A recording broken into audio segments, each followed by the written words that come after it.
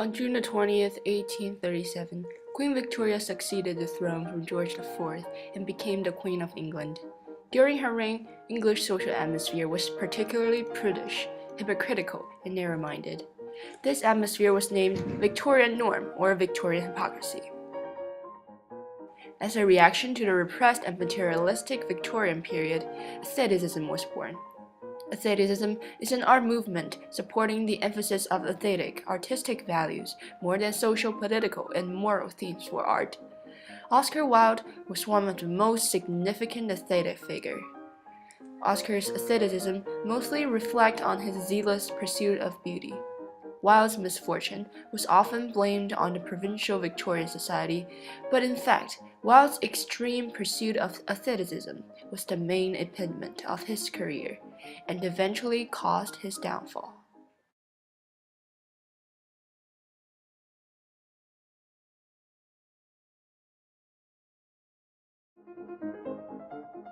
Oscar Wilde was born on October 16, 1854, in a prominent and affluent family.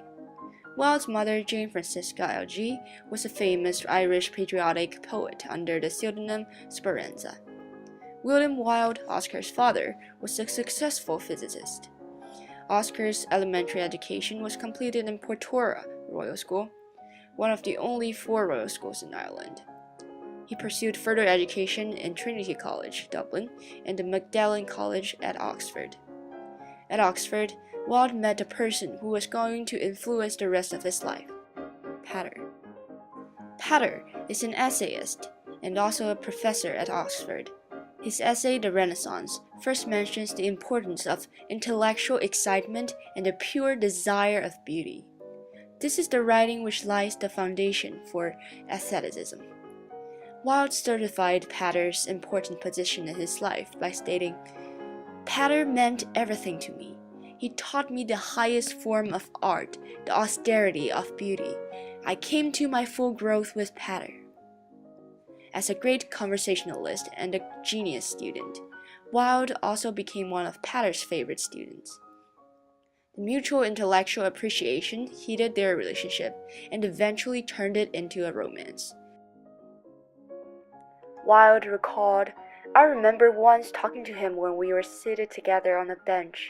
I really talked as inspired, and when I passed Pater, the stiff, quiet, silent Pater suddenly slipped from his seat and kissed my hand." Pater not only let Oscar discover his passion towards aestheticism, but also opened the door of homosexuality for him. He accidentally laid the landmine in Oscar's later life. After his academic life, Oscar began his writing career. His first book of poetry was a success, greater than any first book of real poetry has ever had in England. The lyrical poems won a lot of popularity, but also drew a lot of critics.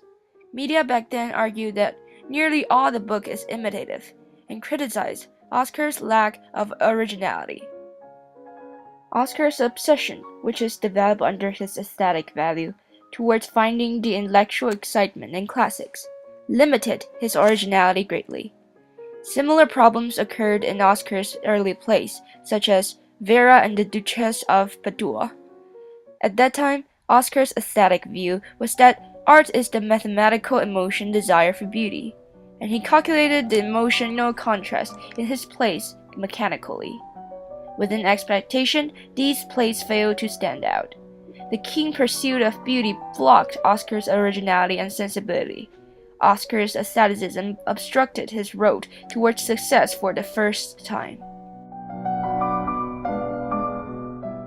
In his later career, Oscar's aesthetic view grew mature and finally started to create beauty himself. His work displaying aesthetic values started to gain great success. For example, his only published novel, The Picture of Dorian Gray. Dorian Gray was published in 1890 and caused a stir in the conservative Victorian society. The Picture of Dorian Gray is a story about that Dorian Gray, a young man with intellect and beauty, meets with a man of wisdom and immortal youth, Lord Henry. Dorian learns Lord Henry's methods to preserve his youth and beauty forever. Although Dorian will not grow old, his portrait will. Eventually, Dorian does a lot of sins because of his obsession with beauty, including murdering his admirer, painter Bezold, after Bezold has seen his ugly portrait. At last, Dorian cannot stand the sinful him and tries to stab the ugly portrait.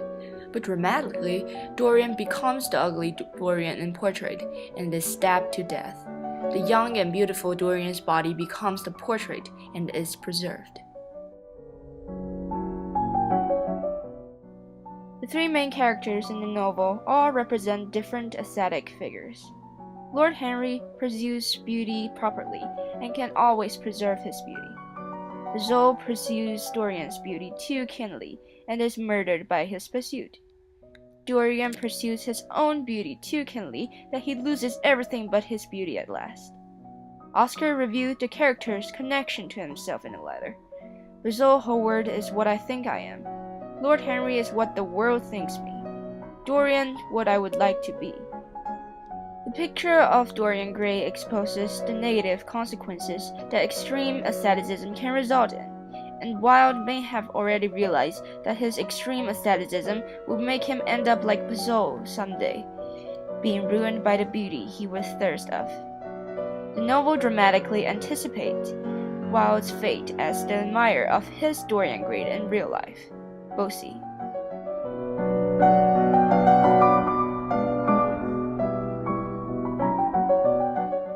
Bosie's real name is Lord Alfred Douglas, and was Oscar's most famous lover. When Bosie met Oscar, Oscar had already been married and had 2 sons.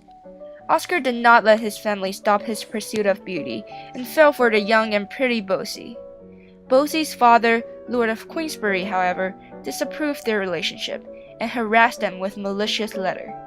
Moreover, Queensberry eventually challenged Oscar, and put him on a trial for sodomity. As Oscar's friend Harris described, Oscar is no fighter. When he was convinced by his friend to flee to England one afternoon, the reckless Bosie made him stay and face the case. But all of Oscar's friends knew that Oscar was too focused on art to treat anything else seriously, including the court. Oscar won laughter on the court using his humor, but the playful attitude also irritated the judge. Oscar's negligence of morality in his literature is also used against him. The lawyer of Queensberry used the inappropriate relationship between Bezold and Dorian Gray in Oscar's novel as evidence. Although Oscar stated that art is merely art, the prejudice and malice from the Victorian norm greatly condemned his aestheticism value and sent him to jail for 3 years. Oscar's pursuit to Bosie is a great example of his practice of asceticism in real life, and proof that this extreme asceticism led to his downfall.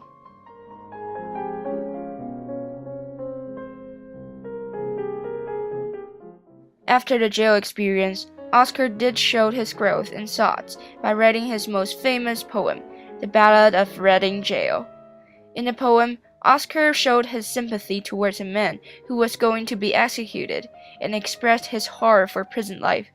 He wrote down his famous sentence, "For he who lives more lives than one, more deaths than one must die." Oscar, however, did not write another work since then, because, as Harris stated, Oscar was too much a soul pursuing beauty and joyous, and refused to recall any memories from prison for writing purpose.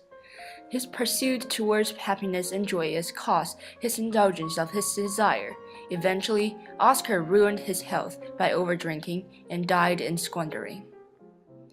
Oscar Wilde's asceticism is too zealous to be merely contained in arts and eventually caused his downfall in reality.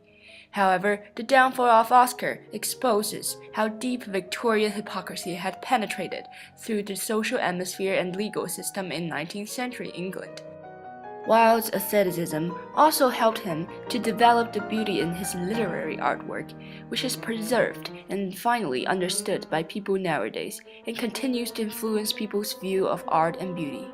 Oscar used his life to show the world a tragedy full of intellectual beauty.